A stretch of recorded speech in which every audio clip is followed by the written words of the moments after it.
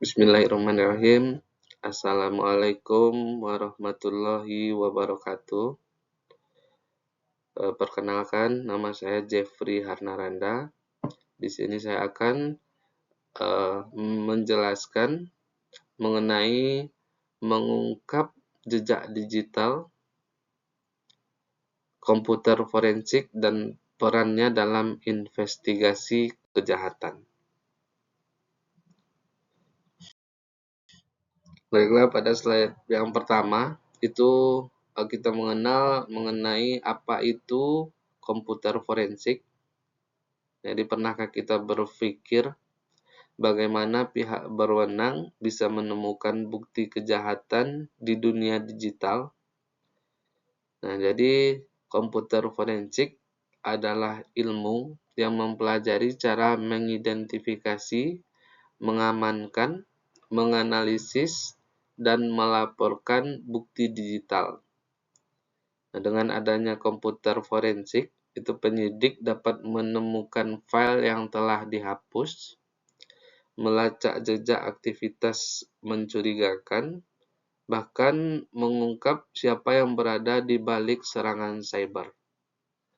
Jadi komputer forensik adalah kunci utama dalam menangani kasus kejahatan digital seperti peretasan, pencurian data, dan penyebaran malware. Nah, tujuan komputer forensik. Kenapa komputer forensik itu penting?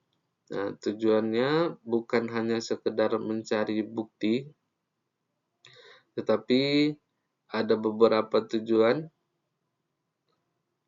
Di sini ada 5 tujuan. Nah, tujuan pertama yaitu mengidentifikasi dan mengamankan bukti digital. Itu sebelum diubah atau dihapus. Nah, yang kedua, menemukan pelaku kejahatan digital seperti peretas, pencuri data, atau penyebar virus, atau orang-orang atau pihak-pihak yang melakukan kejahatan digital. Yang ketiga, membantu proses hukum, karena bukti digital itu dapat digunakan sebagai barang bukti di pengadilan. Nah, yang keempat, mencegah kejahatan cyber. Dengan mengidentifikasi celah keamanan, kita dapat mencegah kejahatan cyber. Yang kelima, meningkatkan keamanan informasi.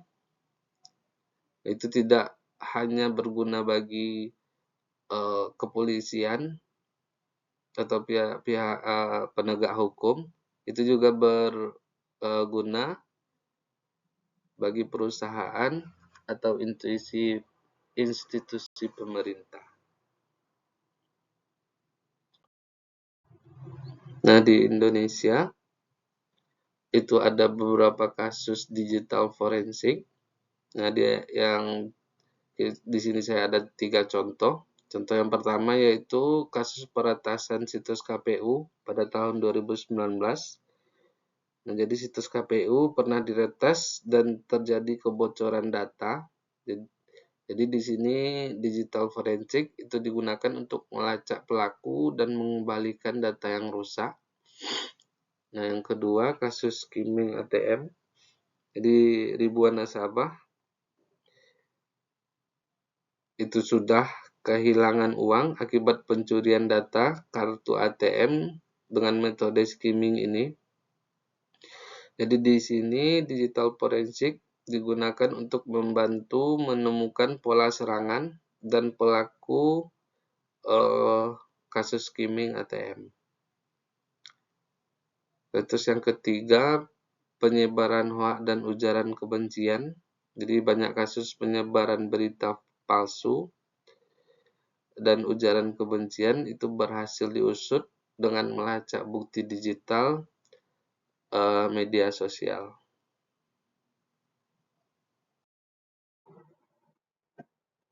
Nah, berikutnya bagaimana tahapan digital forensik? Nah, jadi digital forensik itu bukan hanya sekedar mencari file di dalam laptop. Jadi ada metode yang harus diikuti agar bukti tetap valid. Yang pertama yaitu identifikasi, di mana kita menentukan perangkat atau sistem yang mengandung bukti digital. Contohnya hard disk, flash disk, atau tempat penyimpanan lainnya. Yang kedua, pengamanan. Itu mengamankan bukti agar tidak diubah atau terhapus. Ini dilakukan dengan cara membuat salinan forensik, atau pada hard disk itu menggunakan disk imaging agar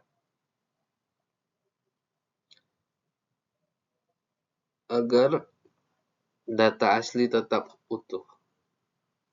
Nah, yang ketiga itu pengumpulan data. Nah, ini maksudnya mengambil bukti digital tanpa mengubah strukturnya. Nah, contohnya menyalin file log, metadata, dan jejak aktivitas komputer. Yang keempat, analisis. Nah, yaitu meneliti dan mencari pola untuk menemukan fakta penting.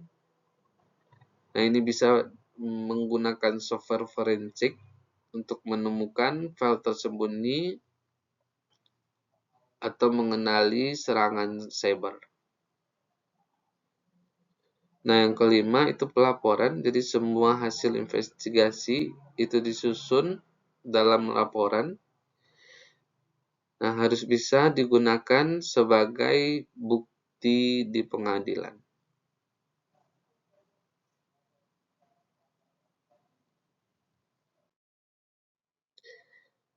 Nah, berikutnya mengapa digital forensik perlu dilakukan?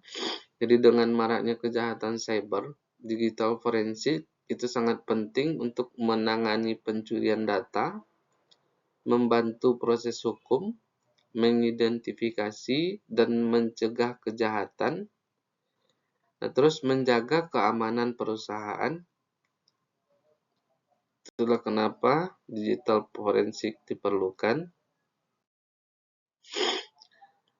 Nah, selanjutnya kita akan mengenal salah satu tool digital forensik, yaitu EXIF tool.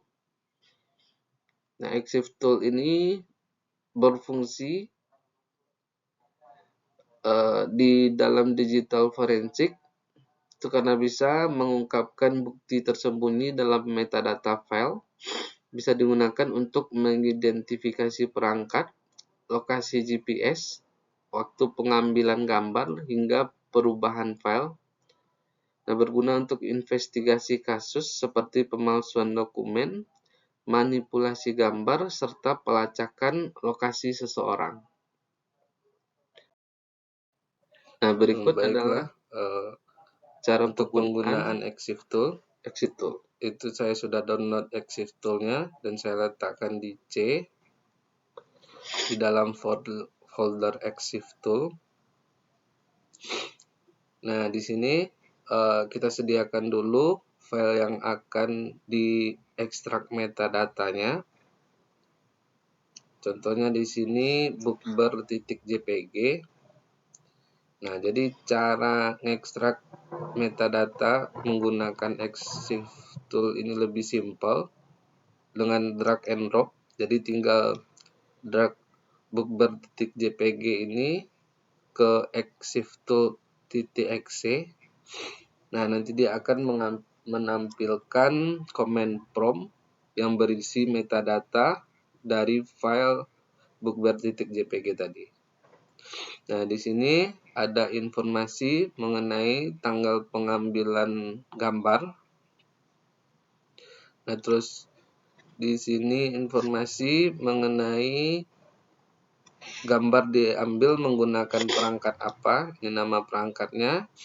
Ini model dari kameranya. Nah, di sini juga ada informasi mengenai di mana diambil atau lokasi pengambilan gambar tersebut. Itulah mengenai penggunaan EXIF tool. Nah, berikutnya bagaimana legalitas digital forensik di Indonesia. Itu apa bukti digital bisa digunakan di pengadilan? Nah, itu jawabannya ya, tapi harus sesuai prosedur hukum. Nah, di Indonesia ada beberapa aturan yang mengatur digital forensik, yaitu pertama, Undang-Undang ITE nomor 11 tahun 2008 yang mengatur kejahatan cyber dan bukti elektronik. Yang kedua, KUHP pasal 184 itu menyatakan bahwa bukti digital bisa digunakan di pengadilan sebagai bukti yang valid dan sah. Terus yang ketiga, Peraturan Kapolri nomor 10 tahun 2009 yang menetapkan prosedur investigasi forensik di kepolisian. Nah, jadi kita masuk ke penutup. Jadi komputer forensik adalah senjata utama dalam melawan kejahatan digital dengan teknik investigasi yang sistematis, alat yang canggih, dan dukungan hukum yang jelas. Itu digital forensik mampu mengungkapkan jejak pelaku kejahatan cyber. Nah, kesimpulannya, digital forensik itu sangat penting dalam era teknologi saat ini. Nah, terus proses investigasi harus dilakukan dengan metode yang benar agar hasilnya valid.